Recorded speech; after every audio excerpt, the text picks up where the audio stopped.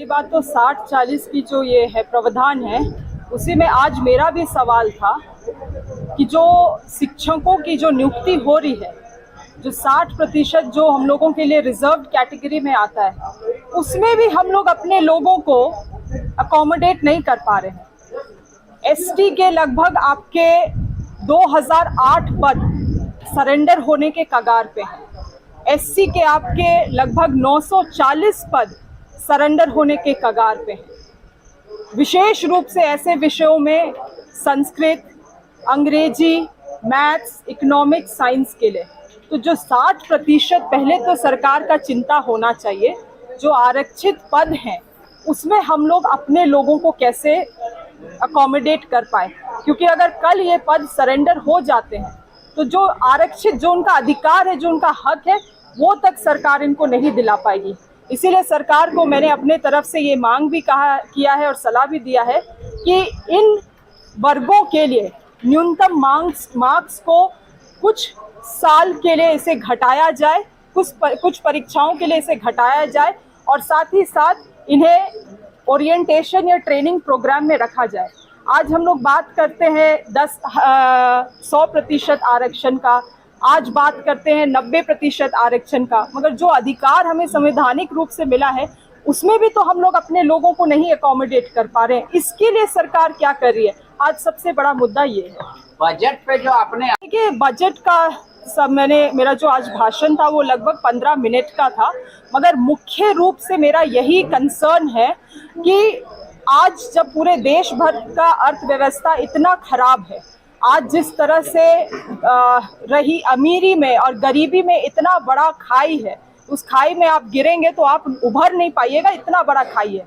और फॉक्सकॉन के जो रिपोर्ट आया है उसमें भी ये लिखा हुआ है कि 87% जो राष्ट्र का संपत्ति है वो मात्र 10% शेष लोग के हाथों में है। इसका मतलब rich is growing richer, poor is growing poorer. आज inflation rate, food inflation rate इतना हाई है कि आपका टमाटर का दाम 120 रुपया, जो पेट्रोल डीजल का दाम को भी पार कर गया है। गरीब के थाल में आज क्या है, ये बड़ा सवाल है। जो ऐसे हालात में अगर झारखंड जैसा राज्य अपने लिए हेल्दी फाइनेंशियल मैकेनिज्म नहीं डेवलप करेगा तो आने वाले समय में हम लोगों को जीएसटी जैसे पॉलिसीज का भार यहाँ इस राज्य में भी देखने को मिलेगा। एक तरीके से सटल तरीके से दिख ही रहा है और ये भार आगे बढ़ते जाएगा। इसके लिए हम लोग का क्या तैयारी है वो मायने रखता है और वो बहुत महत्वपूर्ण है।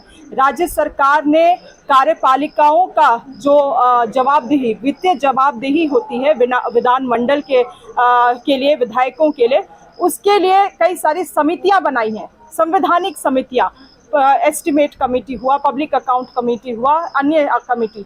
मगर आज ये कमेटी एक तरीके से डिफंक्ट पड़े हुए हैं। उसके सदस्य आते हैं, नहीं आते हैं, ये समिति कोई रिपोर्ट देती है, नहीं देती है। और इसी को मैं कहना चाह रही थी कि ये इतना गंभीर मामला है कि 2001 से लेकर 2019 तक लगभग 4000 करोड़ रुपया, कैग रिपोर्ट के अनुसार 4000 करोड़ रुपया आज भी विधानमंडल से नियमितीकरण नहीं हो पाया है, रेगुलराइज नहीं हो पाया है। तो जब हम बात करते हैं कि हमारे पास फाइनेंसेस नहीं है, बजट नहीं है, सच्चाई ये है कि इस राज्य के पास पैसा है, मगर इस राज्य में हमारे एडमिनिस्ट्रेटिव के पास खर्च करने का ना प्लान है, ना इम्प्लीमेंटेशन के लिए ताकत है।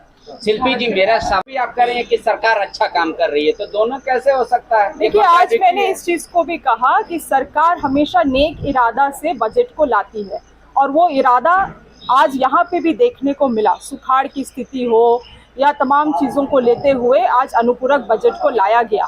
मगर मैं कह रही हूँ, केवल जो सरकार होता है वो केवल एक अंग सरकार से ही नहीं चलता है, उसमें कार्यपालिका भी होता है, एडमिनिस्ट्रेटिव का भी इसका रोल होता है, एग्जीक्यूटिव का भी रोल होता है, समितियों का भी रोल होता है।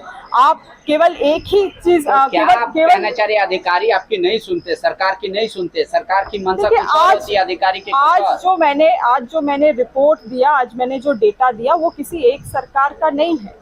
यही मेरा बातों को रखने का जो ये था, इंटेंशन था, वो किसी एक सरकार को उंगली दिखाने का नहीं था, वो झारखंड राज्य को एक कंस्ट्रक्टिव फीडबैक देने का मनसा था और उसी के तहत आज के आंकड़े और आज के एनालिसिस को प्रस्तुत किया गया।